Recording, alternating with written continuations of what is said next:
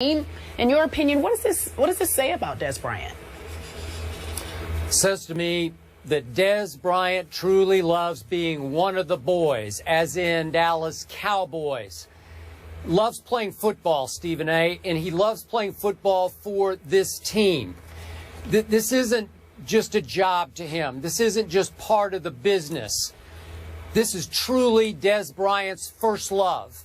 And this is why, even after Dez dropped the hint early this week that, hey, he's not adverse to maybe holding out, missing the first 2 regular season games or so, Jerry Jones 2 days ago was completely comfortable saying, hey, I fully expect Dez Bryant to be leading this team opening game of the regular season against the New York Football Giants. Your team, Stephen A., and what a game that's going to be.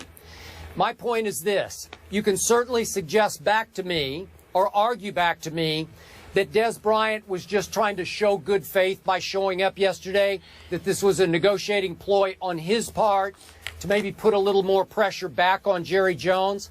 I don't think that was it at all. I think he's showing you what he's made of and what he's not made of.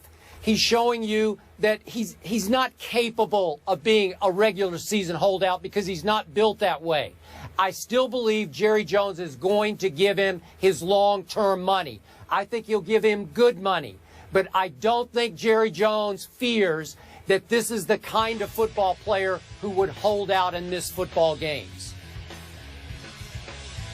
I don't disagree with anything that you say, Skip.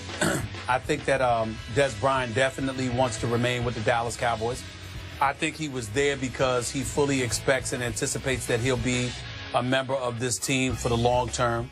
Obviously, he's sitting out, and I think that was just his way of saying it's all business. It's nothing personal, because if it were personal, I wouldn't even want to be around these guys. I wouldn't want to be around this coaching staff. I certainly would not be wanting to talk to Jerry Jones right now. So I think he understands that, and I think it was a good look for him because it shows that this is a place where he wants to be. And considering his talents and the arsenal that he brings to the table, I think all those things being taken into consideration, when you combine that with the clear level of affection the organization and particularly his teammates seem to have for him, I think it's a really, really good look for him. And you also have to remember that, you know, they've had issues in the past as an organization, you know, at his position with Terrell Owens, you know, in terms of believing that there was something that he deserved and there was something that he should have earned. And, you know, you may not have seen him in that scenario, you know, with listening to a lecture from Coach Jason Garrett, being around the players and the coaching staff, or talking on the sidelines with owner Jerry Jones, even though Terrell Owens had a good relationship with Jerry Jones. The reality is that Dez Bryant making this move distinguishes himself in that respect. And I think that can only help him with negotiations. And Stephen A., you and I have disagreed about this in the past, but this is the big picture of what has happened. Obviously, Jerry Jones initially was miffed by the fact that in midstream, after he had negotiated, Jerry had with Eugene Parker, Dez's former agent, all of a sudden, Dez decided to go with Rock Nation. Now it's Tom Condon representing Dez and Rock Nation, and they had to start over from scratch, square one with the negotiations. Jerry has done a lot of negotiating with Eugene Parker. That doesn't mean that Eugene hasn't taken Jerry to the cleaners a few times in those negotiations. But again, Jerry was comfortable with that. You can argue that maybe he was too comfortable with Eugene, but that's what set these things back. I still think they'll regroup and that by July 7th, this will start to heat back up. By July 15th, Dez will get his money. I hope you're right, because he deserves it. It can't be a gap of $44 million for Calvin Johnson and $13 million for Dez Bryant. That gap has to be closed significantly. All right, gentlemen, you want to leave it there? Yep. Okay. Well, look at here. Chad Ford's mock draft, 7.0 that is out, and it would make our very own Stephen A. Smith a very happy man. He has the Timberwolves taking Karl Anthony Towns with the top pick, followed by Jahlil Okafor to the Lakers at 2, a 7-footer from Latvia, 3rd to the 76ers, and D'Angelo Russell going to the Knicks with the 4th pick, Stephen A. What do you think will happen? Well, first of all, I'm praying, I'm hopeful that the New York Knicks will land D'Angelo Russell. I definitely hope that. I sincerely doubt that the Philadelphia 76ers are going to take Porzingis, this kid from Europe. I don't know anything about him. I've never seen him. I've heard his name. I'm not familiar with him. I'm not confident in what the Sixers are going to do. I think the only thing they've done decently is draft, and with Joel Embiid projected to be out this entire year again, quite possibly after missing all of last season, I'm really wondering what the hell Sam Hinkie is doing in the city of Philadelphia. It's getting a bit ridiculous, to be quite honest with you. But I will tell you that when I look at the Los Angeles Lakers, to me, the two teams I'm watching are the Lakers and the Knicks. The Timberwolves are leaning towards Karl Anthony Towns from everything that we've been hearing.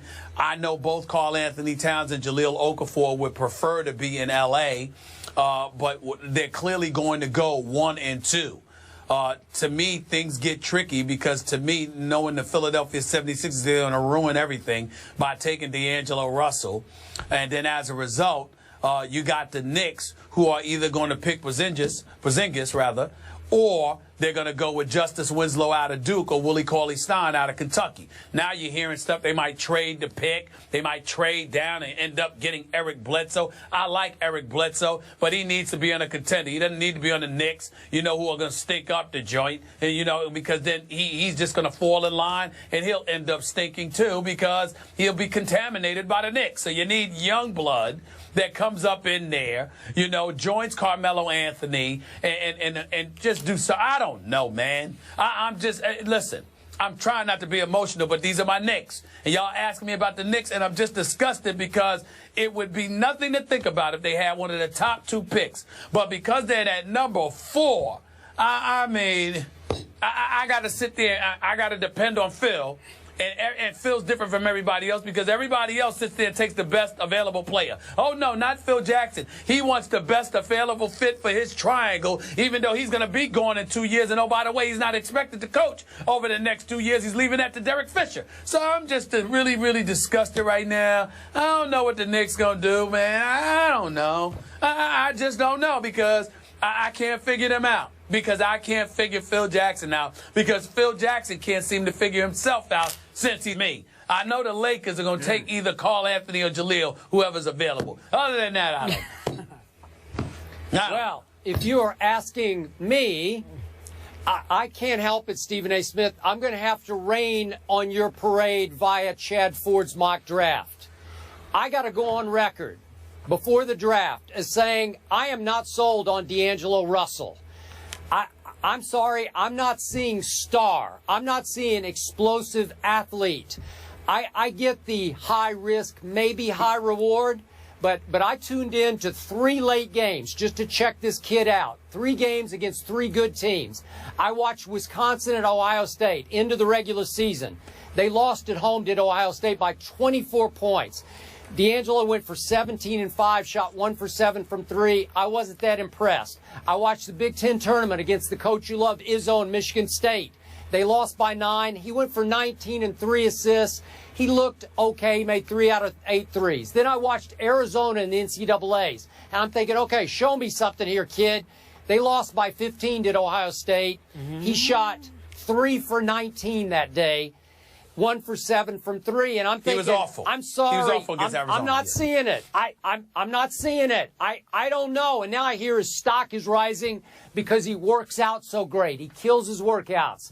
Boy, we've heard that to a fault before, so I'm not trusting it. I'm sorry. Well, listen. The brother is a legit, real point guard. He knows how to run a show.